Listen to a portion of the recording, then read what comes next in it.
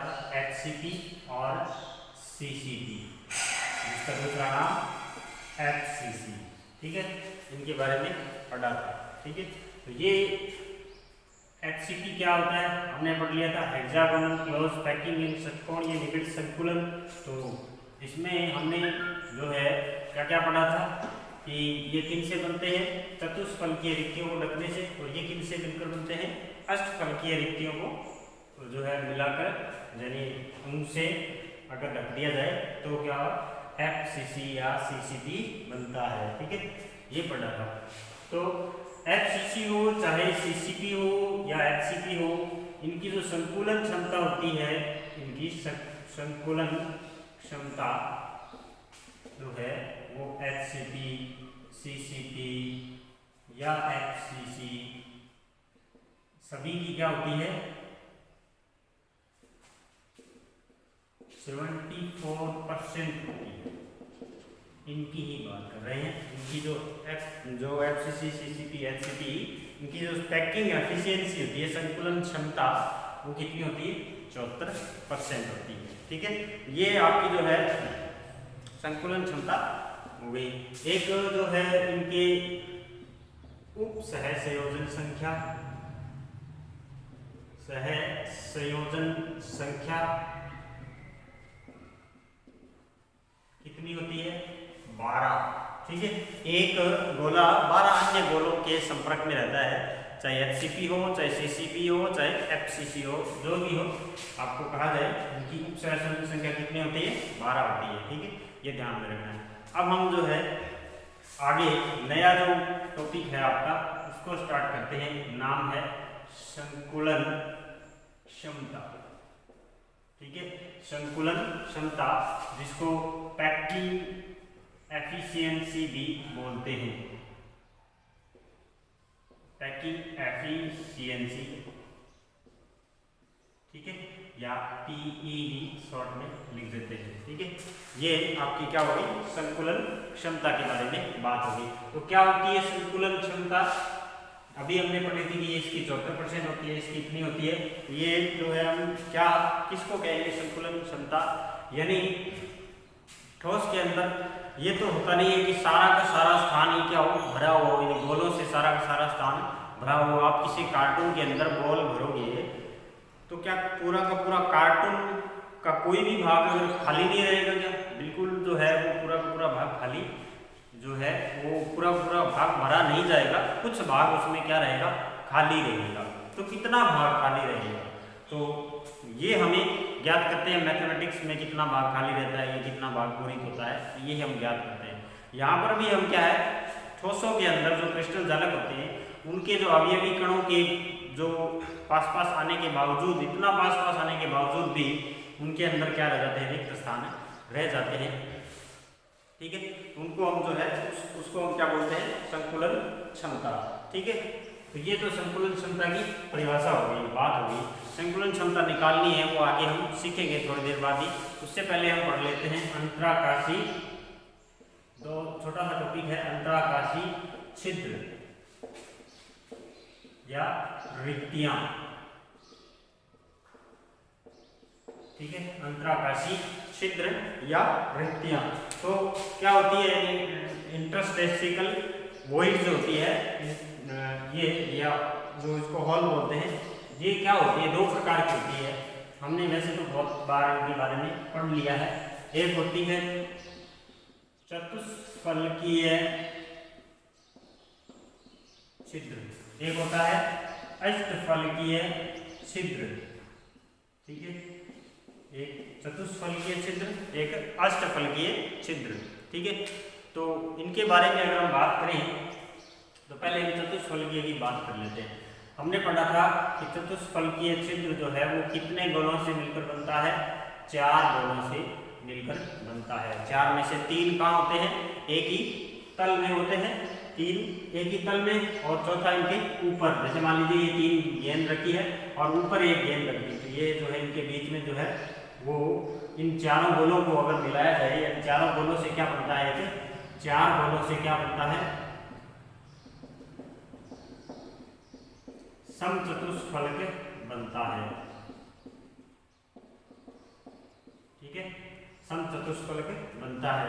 तो चार गोलों से, तो किसको मिलाने से, इनके केंद्रों को मिलाने से, ठीक है, ये बात हमने पढ़ ली थी। केंद्रों को मिलाने पर जो है क्या बनता है, एक समचतुष्फलक बनता है, ठीक है। तो यही बात जो है हमें बतानी होती है। अष्टफलकीय में क्या होता है, अष्टफलकीय भी कितने गोलों से मिलकर बनता है, कुल कितने गोलों से मिलकर बनता है अष्टफलकीय, 6 गोलों से, ठीक है। यानी अष्टफलकीय 6 गोलों से बनता है। कौन, अष्टफलकीय छिद्र, ठीक है। अष्टफलकीय आकृति बनती है 6 गोलों से, और उनके बीच में जो छिद्र होता है उसको हम क्या बोलते हैं, अष्टफलकीय छिद्र, ठीक है। इसके बाद हम जो है एक अगर बात करेंगे, 3 तो ये हो गए, और 3 जो है वो यहाँ इस तरह से व्यवस्थित है, ठीक है। तो 3 ये हो गए, ये हो गई एक अष्टफलकीय छिद्र की बात हो गई, ठीक है। ये हो गया अष्टफलकीय छिद्र। कितने गोलों से बना, 6 गोलों से। 3 गोले जो है वो 1, 2 और तीसरा गोला, ठीक है। अब इसका शीर्ष इस तरफ हुआ। अब जो 3 गोले होंगे वो 2 गोले इस तरफ होंगे, एक का जो है इधर होगा, तो इसका शीर्ष जो है इस तरफ होगा। यानी इसी की अगर हम बात करें तो इसमें शीर्ष की अगर बात की जाए तो जो डार्क लाइन से बने हुए हैं वो क्या है, जिनका शीर्ष नीचे की ओर है, और जो डॉटेड लाइन से बने हुए हैं उनका शीर्ष कहाँ है, ऊपर की ओर है, ठीक है। कुछ इस तरह से हम इसको बना देंगे, ये आकृति बन जाती है अष्टफलकीय, ठीक है। तो ये 6 गोलों से मिलकर बनता है। तो ये चतुष्फलकीय छिद्र हो गए, ये अष्टफलकीय छिद्र हो गए, ये बात हमने कर ली है चित्रों की। अब हम जो है एक छोटी सी बात जो है इनके अंदर ध्यान में रखनी है, दोनों के अंदर ही विशेष बात क्या है, विशेष बात अगर हम लिखें तो ये है कि जो छिद्र होता है वो चतुष्फलकीय या अष्टफलकीय नहीं होता है, बल्कि जो गोले होते हैं वो चतुष्फलकीय या अष्टफलकीय व्यवस्था में व्यवस्थित रहते हैं, ठीक है। तो ये बात ध्यान में रखनी है आपको कि छिद्र जो है वो चतुष्फलकीय या अष्टफलकीय नहीं होता है, ध्यान रखना।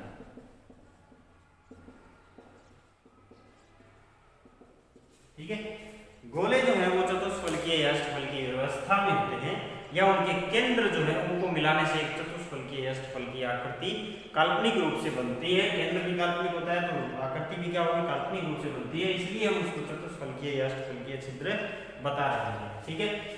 तो ये तो हो गया आपका चतुष्फलकीय और अष्टफलकीय छिद्र। इसके बाद हम जो है आगे बात करेंगे आपके एक छोटा सा जो है इन रिक्तियों की संख्या जो है वो ज्ञात कर लेते हैं। रिक्तिकाओं की संख्या जो है एक कोष्ठिका में रिक्तियों की संख्या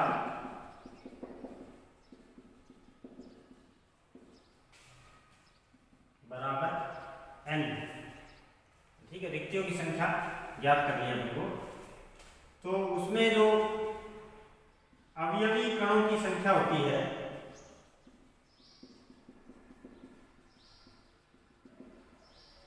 अवयवी कणों की संख्या उसको मान दिया n, ठीक है। यानी एकक कोष्ठिका में, ये कह सकते हैं एकक कोष्ठिका में अवयवी कणों की संख्या n मान लिया आपने, ठीक है। एकक कोष्ठिका के अंदर अवयवी कणों की संख्या n होगी। तो अब अगर आप देखिए एकक कोष्ठिका के अंदर n होगी, तो एकक कोष्ठिका के अंदर अवयवी कण यानी FCC में 4, DCC में 2, ठीक है, सिंपल में 1, इस तरह से इनमें अवयवी कणों की संख्या हो गई ये n, यानी ये n जो है DCC के लिए कितना होगा 2, FCC के लिए 4, इस तरह से n हो गया ये एकक कोष्ठिका में अवयवी कणों की संख्या। तो अब हम कह सकते हैं कि एकक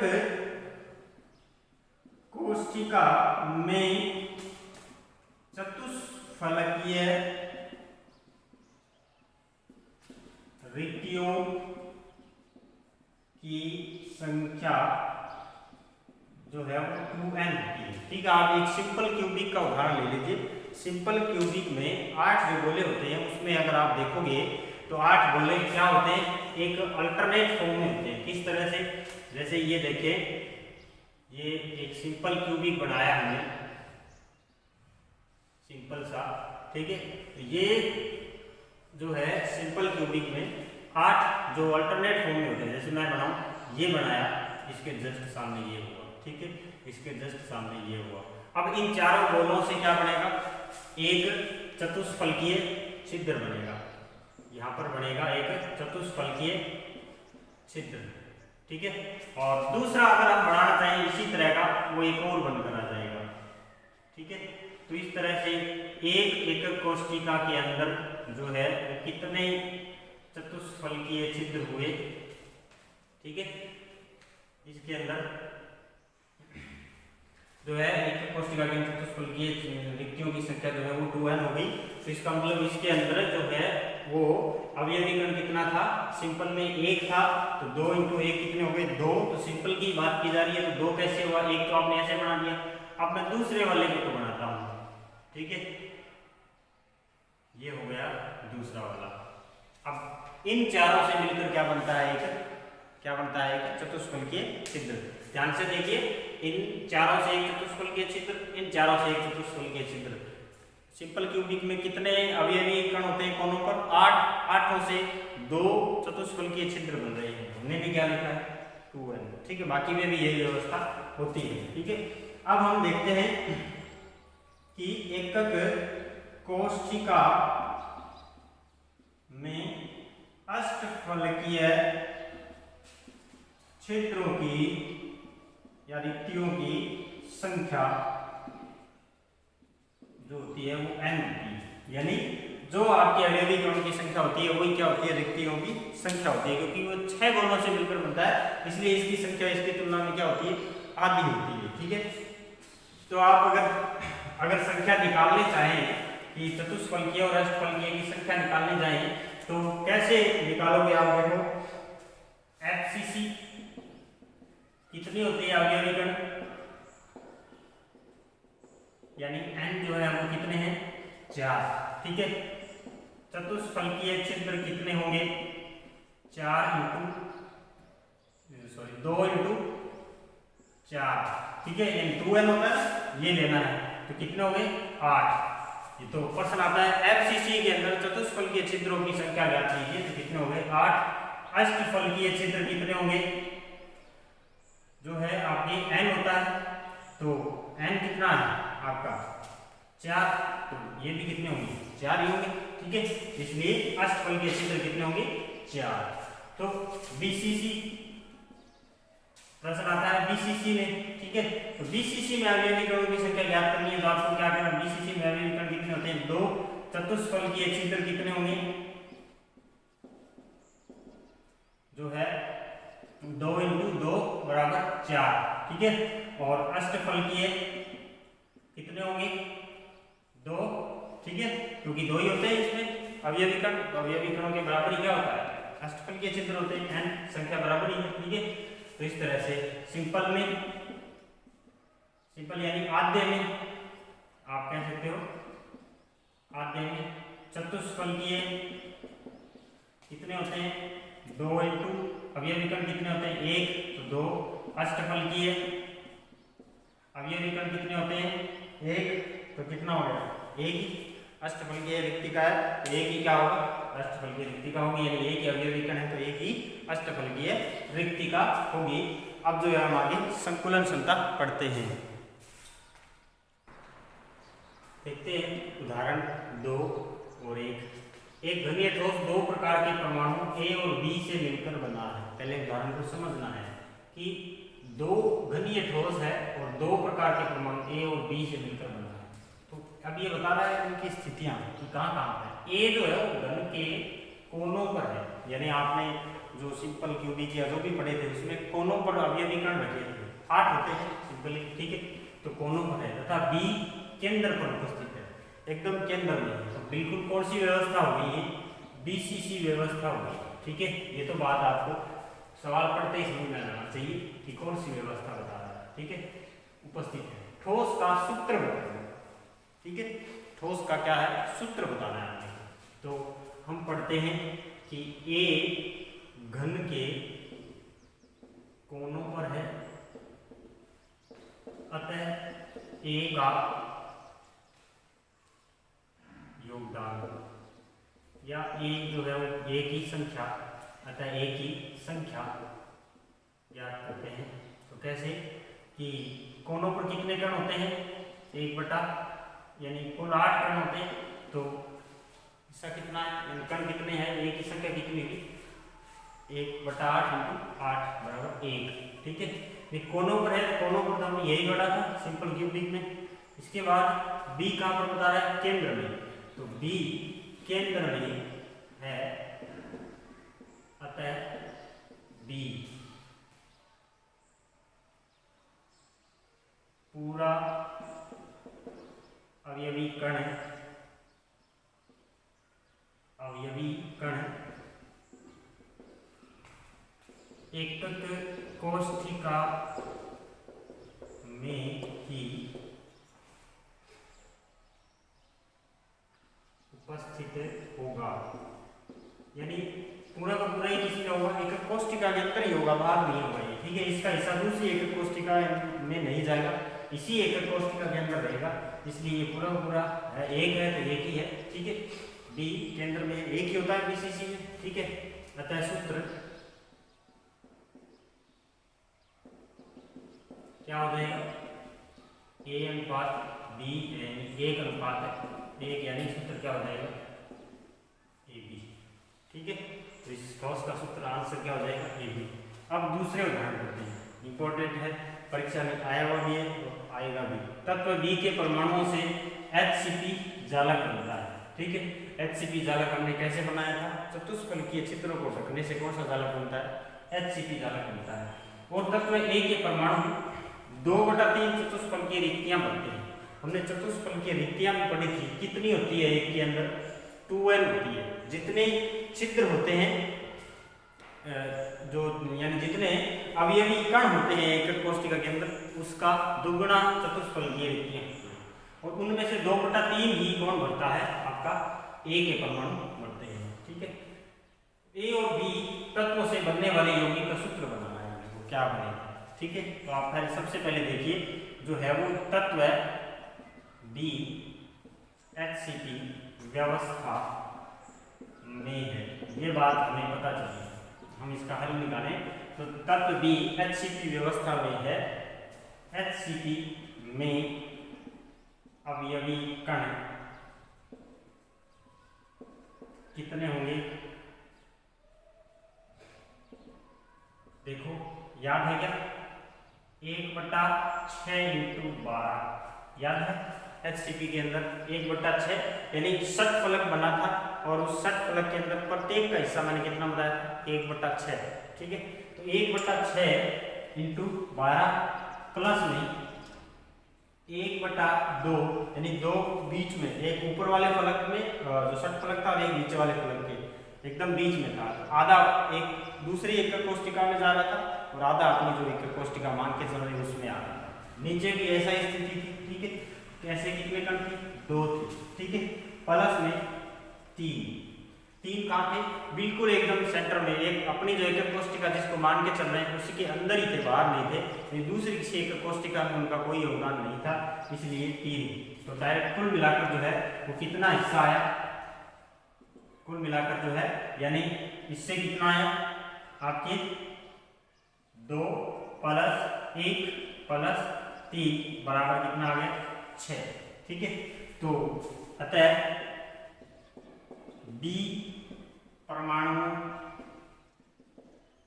की संख्या बराबर कितनी होगी, 6। तो हमें बी परमाणुओं की संख्या मिल गई। ठीक है, तो चतुष्फलकीय रिक्तियों की संख्या निकाल लीजिए। अपने पास अवयवी कण आ गए, चतुष्फलकीय रिक्तियों की संख्या। ठीक है, क्योंकि ए तो आपकी किन में है, रिक्तियों के अंदर है, तो हमें पहले इनकी संख्या निकालनी होगी। ठीक है, रिक्तियों की, और उसमें भी कितना है, 2/3 है। ए जो है वो चतुष्फलकीय रिक्तियों की संख्या 2n होती है। तो अपने पास n कितना है, n जो है वो कितना है 6 है, ठीक है, यानी परमाणुओं की संख्या क्या है आपका n है, ठीक है। तो आप लिख सकते हो 2 × 6 = 12। तो चतुष्फलकीय रिक्तियों की संख्या कितनी होगी 12। समझ में आया। अब आप इनको आगे जो है काम में लेना है। A के परमाणु 2/3 चतुष्फलकीय रिक्तियों को भरते हैं, 2/3 चतुष्फलकीय रिक्तियों को ही भरते हैं। अतः क्या होगा, यानी अतः 2/3 × 12 कितना आ जाएगा 8, ठीक है। तो A परमाणु की संख्या कितनी आ गई 8 आ गई। 2/3 भाग में ही है, कुल जो रिक्ति है उसके 2/3 भाग में क्या है A है, तो 2/3 भाग का निकाल लिया तो कितना आ गया 8। 8 में क्या है A के परमाणु, बाकी सब खाली है, ठीक है। तो ये हो गए A के परमाणु 8। B के कितने हो गए थे आपने निकाले थे 6, ठीक है। B परमाणु की संख्या कितनी होगी 6। तो यानी A/B, यानी A कितना है 8, B कितना है 6। तो ये कितना आ गया 4/3, यानी A4B3 आपका सूत्र क्या हो जाएगा, ये आपका क्या हो जाएगा आंसर A4B3, ठीक है। ये इसका सवाल का आंसर होगा, ये हल होगा। अब हम देखते हैं संकुलन क्षमता, ठीक है। संकुलन क्षमता क्या होती है, कैसे इसको ज्ञात किया जाता है, इसके फॉर्मूले हैं, ठीक है। तो किसी क्रिस्टल जालक में उपस्थित जो अवयवी कण है वो किसी संपूर्ण क्रिस्टल जालक का जितना भाग घेरते हैं वो उस क्रिस्टल जालक की क्या कहलाती है, संकुलन क्षमता कहलाती है। क्योंकि पूरा का पूरा जो भाग है वो कभी भी कवर नहीं होता है, कुछ भाग शेष जरूर रह जाता है, कुछ भाग रिक्त रह जाता है। इसलिए जो है हम इसको ज्ञात करने की जरूरत पड़ती है कि कितना भाग जो है वो अवयवी कण घेरते हैं, कितना भाग खाली रह जाता है क्रिस्टल जालक में, ठीक है। तो इसको ज्ञात करने के लिए हम संकुलन क्षमता यानी जो है पैकिंग एफिशिएंसी टर्म का प्रयोग करते हैं। अगर इसको सीधा संकुलन क्षमता ज्ञात करना है तो ये गुणा में 100 हटा देंगे, ठीक है। और अगर प्रतिशत संकुलन क्षमता ज्ञात करनी है तो ये गुणा में 100 लगा देंगे, नॉर्मल सी बात है, ठीक है। तो ज्यादातर हम प्रतिशत से नहीं ज्ञात करते हैं, वरना ये पॉइंट में आ जाएगा, ये अगर 100 लगा दिए पॉइंट में नहीं आएगा, सीधी सी बात है। तो अवयवी कणों द्वारा घेरा गया आयतन बटा में संपूर्ण जालक का आयतन और गुणा में 100, यानी अवयवी कण जो है किसी क्रिस्टल जालक के उन्होंने कितना आयतन घेर लिया है। मान लीजिए आपने कार्टून भर लिया बॉल से, उसमें जो बॉल है उन्होंने कितना आयतन घेर लिया, फिर पूरे कार्टून का आयतन कितना है, ठीक है, और गुणा में 100 लगा दिया। तो पूरी की जो कार्टून है उसकी पैकिंग एफिशिएंसी यानी संकुलन क्षमता आ जाएगी। वैसे यही यहाँ पर है, ठीक है। आप एक क्रिस्टल जालक को कार्टून मान के चलिए।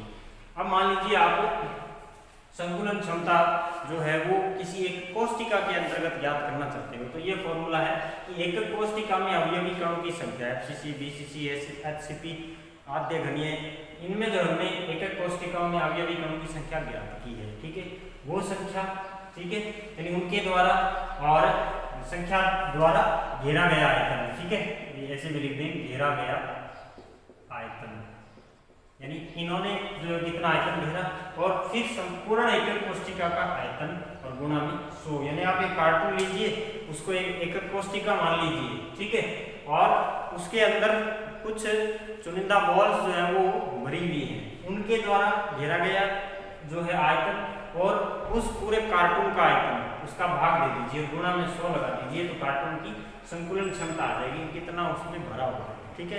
तो ये इससे आगे हम जो है FCC का पढ़ते हैं। अब देखो अपने फलक केंद्रित एकक कोष्टिका की संकुलन क्षमता ज्ञात करनी है, ठीक है। इसके लिए हमने ये डायग्राम बनाया है, इसके अंदर जो सभी गोले हैं ना, सभी गोले जो कोनों पर हैं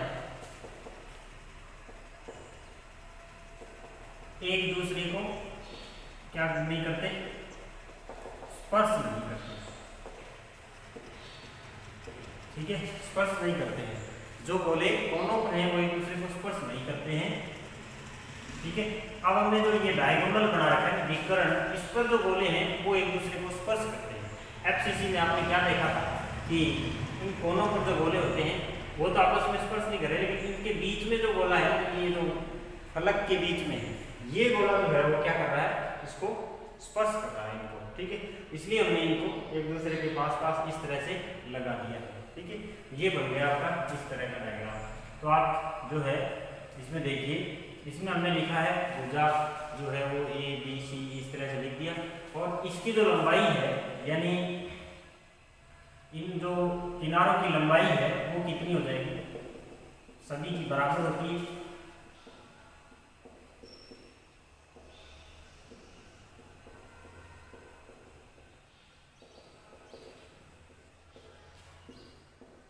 अतः ए मान लिया, सबको क्या मान लिया, ए, ठीक है। यानी किनारों की लंबाई चाहे डीसी की देख लो, एडी की देख लो, या बीसी की देख लो, या एडी की देख लो, या ये लंबाई देख लो, कोई भी एक लंबाई देख लो, लेकिन ये विकर्ण वाली ध्यान रखना, ये नहीं, जो किनारों की लंबाई है वो क्या है, ए है, ठीक है। तो ये हो गया आपका इसमें। अब आगे देखते हैं कि जो गोले होते हैं, गोले का आयतन, कोई भी गोला है उसका आयतन का सूत्र क्या होता है, 4/3 पाई आर क्यूब, ठीक है, गोले का आयतन। एफसीसी में कितने गोले होते हैं, अब ये भी हमने गोलों को शुरू में ही पढ़ लिया था कि ठोस गोला माना गया है अवयवी कणों को, ठीक है। तो कितने होते हैं, 4, इसलिए अवयवी कण। तो एफसीसी का जो है वो यानी एफसीसी एक कोष्टिका का आयतन कितना हो जाएगा, एक कोष्टिका का आयतन जो है वो 4 × 4/3 पाई आर क्यूब, ठीक है। 4 × 4/3 पाई आर क्यूब, अगर नहीं दिख रहा है समझ लेना, इस 4/3 पाई आर क्यूब को 4 से गुणा किया है, ठीक है। ये हो गया एकक कोष्टिका का, एफसीसी एकक कोष्टिका का आयतन हो गया। यानी एफसीसी एकक कोष्टिका का नहीं, सॉरी, एफसीसी एकक कोष्टिका में अवयवी कणों द्वारा घेरा गया है, ठीक है। ये है, ठीक है, ये है 4/3 पाई आर क्यूब गुणा 4, ठीक है। अब आप एक चीज और देख लीजिए, ए सी जो है इसके बराबर देखिए, ये इस गोले की त्रिज्या r, इसकी इतनी त्रिज्या r, इसकी इतनी त्रिज्या r, तो कुल मिलाकर इसकी 2r होगी, इसकी r, तो सबकी त्रिज्या क्या है, r, तो कुल कितने हो गए, ए सी बराबर कितना लिख सकते हैं, 4r। ये संबंध याद रखना, काम आएगा, ठीक है। अब हम आते हैं त्रिभुज ए बी और त्रिभुज ए बी और सी से, ठीक है। यानी ये एक समकोण त्रिभुज है, इससे देखते हैं, ठीक है, क्या प्राप्त होता है। तो हमें क्या ज्ञात करना है, ए सी, यानी आप पाइथागोरस प्रमेय लगा दीजिए इसमें, ए सी स्क्वायर बराबर, यानी आपने पढ़ा हुआ कर्ण स्क्वायर बराबर आधार स्क्वायर बटा, यानी ये पढ़ा है कर्ण स्क्वायर बराबर आधार स्क्वायर प्लस जो है वो लंब स्क्वायर, ये पढ़ा है, ठीक है। अब A B square plus B C square, ठीक है।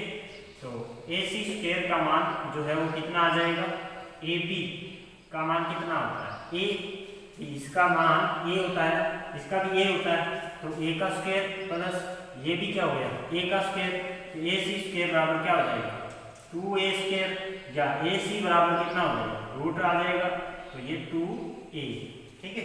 ये ध्यान रखना, रूट से बाहर है ए, ध्यान रखना।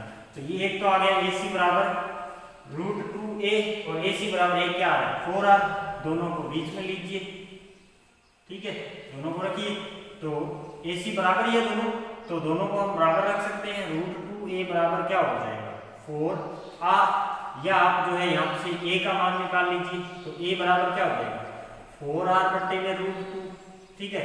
और इसको अगर मैं सिंपल करने जाऊं तो कितना आ जाएगा, कितना आ जाएगा कि √2√2r, ये आ जाएगा। देखो इसको मैं क्या लिख सकता हूँ, इसको √2 × √2, ठीक है, ऊपर और नीचे क्या कर दिया, एक बार रफली लिख रहा हूँ यहाँ पर, √2 का ऊपर और नीचे गुना कर दिया, तो यहाँ पे कितना हो गया, नीचे √2 कितना हो जाता है 2, तो 2 आ जाएगा, और 2 को जो है इससे काट दिया तो कितना बचा 2, और इधर क्या कितना बचा है √2, तो ये आ जाएगा। ठीक है, तो ये मैंने एक बार रख लिया था आपसे। ठीक है, समझ गए सभी। अब ये अपने पास ये टर्म बन गई क्या, a का मान है।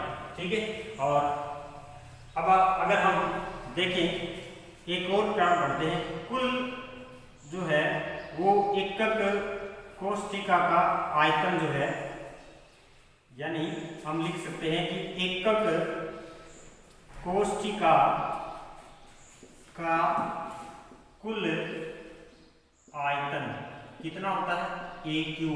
ठीक है, a³ होता है ना, अपने पास a का मान आ गया तो हम रख सकते हैं मान कि कितना आ जाएगा, a का मान √2 और 2 का क्यूब। ठीक है, तो इसका आंसर कितना जो है, एक बार के लिए निकालना चाहो तो निकाल दो, नहीं तो जो है आप इसको देखो, 2 को 3 बारी गुना करो, 2 × 2 2 × 2। ठीक है, कुल आ गए 8, और इधर √2 ठीक है, तो 3 बारी आप √2 को गुना करोगे, देखो ऐसे लिख दो कि 2 × 2 2 × 2। ठीक है, इससे कितना है 8, अब बचा √2 और गुना में √2, तो देखो कितना आ जाएगा, इससे आएगा 2 और इससे आएगा √2। ठीक है, इस तरह से 8 × 16 और बाहर से 16 हो गए, तो एक बच गया √2, तो इसका मान कितना आ जाएगा 16 √2 और r³, ये मान आ जाएगा एकक कोष्ठिका का कुल आयतन। ठीक है, यानी अपने पास कुल आयतन। अब आप संकुलन प्रतिशत संकुलन क्षमता का सूत्र देखिए, एकक कोष्ठिका के 4 गोलों का आयतन बट्टा में गुणा में 100 लिख दिया। ठीक है, यानी 4 गोलों का, मैंने एफसीसी के सीधे लिख दिए, 4 गोले होते हैं, इसलिए जितने गोले होते हैं उनका आयतन बट्टा में एकक कोष्ठिका का कुल आयतन। ठीक है, एकक कोष्ठिका का कुल आयतन, तो ये आ जाएगा संकुलन प्रतिशत संकुलन क्षमता बराबर एकक कोष्ठिका के चारों गोलों का आयतन कितना है, एफसीसी के एकक कोष्ठिका में अवयवी कणों द्वारा घेरा गया आयतन यही है 4 × 4/3 πr³। ठीक है, 4 × 4 का लिख दो आप, 16 सीधा लिख दो डायरेक्टली, 16 और πr 16/3 πr³ बट्टे में क्या आ जाएगा, एकक कोष्ठिका का कुल आयतन अभी जो आपने निकाला है। ठीक है, 16 √2 r³, 16 √2 r³। ठीक है, देखो क्या से क्या कट रहा है, r³ से r³ कट रहा है। ठीक है, 16 से 16 कट रहा है। ठीक है, ये देखो आप इसको अगर ऊपर लेके जाओगे तो ये इसके क्या आ जाएगा, यानी आपके बच क्या रहा है, देखो डायरेक्ट अगर इसको हल करना देखना है तो देखो 16 बट्टे में इस तरह लिख देंगे हम, 16/3 πr³। ठीक है, गुणा में ये इसके बट्टा में 1 मान लिया, इसको इधर लेके जाते हैं तो आप गुणा में क्या लिख दोगे, 1/16 √2 r³। ठीक है, देखो r³ से r³ कट रहा है। ठीक है, और 16 से 16 कट रहा है। ठीक है, तो कितना बच रहा है, देखो π/3। ठीक है, देखो 16 से 16 कट रहा है, r³ से r³ कट रहा है, π/3 और इंटू √2। ठीक है, और गुणा में 100। ठीक है, अब इसका मान आपको क्या करना है, इसमें रखना है। पाई का मान कितना होता है 3.14। ठीक है, पाई का मान 3.14 और √2 का मान जो है पाई जो है वो है 3.14 और √2 का मान होता है 1.414। ठीक है, ये दोनों मान जैसे ही रखते हैं यानी आपका मान जो है 3.14 बटा में 3 इंटू 1.1414, ठीक है, और गुणा में 100 याद आएगा 74% निकाल लेना, इतना ही आएगा। ठीक है, ये 74% हम कह सकते हैं। अतः एफसीसी की संकुलन क्षमता जो है वो कितनी आती है, 74%। ठीक है, इसी तरह कह सकते हैं एचसीपी या सीसीपी की भी संकुलन क्षमता जो है वो कितनी आती है, 74%। ठीक है।